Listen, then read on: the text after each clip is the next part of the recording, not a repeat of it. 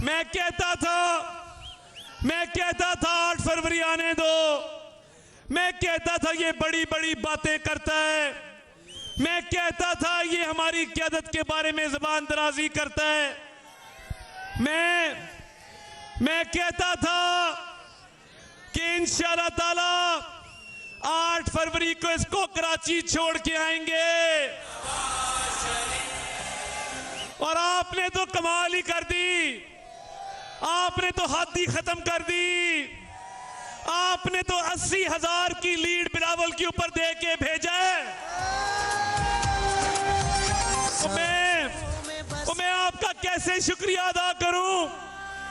میں کیسے آپ کو بتاؤں کہ مجھے ان 20 دنوں میں آپ سے کتنی محبت ہو گئی ہے۔ میں تھانوں پتہ ہے میں تے کیا سی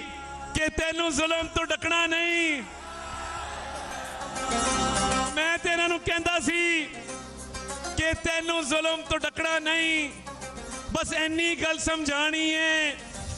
ویلے دی ہے واگ ویریا ساڑھے ہاتھ بھی آنی ہے، آؤ دل سے سنبھالو یہ ملک بچا لو، اسی تے پاگل دیوانے آ تو ساڑھے نال نہ ویر ودا، اسی تے جان تلی تے رکھی تو نٹ نٹ جان بچانی ہے، یہ ملک بچا لو۔ میاں نواز شریف، میاں شہباز شریف کی گئی، جس طرح سے عمران خان کی پارٹی کے سمبل کو بلے کو چھین لیا گیا، اور جس طرح سے ان کے قائدین کو پابند سلاسل کیا گیا، جس طرح سے ان کے کارکنوں کو جو ہے ان کو نظر بند کر کے ان کو 10,000 لوگوں کو گرفتار کیا گیا، جس طرح سے ان کے خلاف 200 کیسز قائم کیے گئے، قوم نے اپنا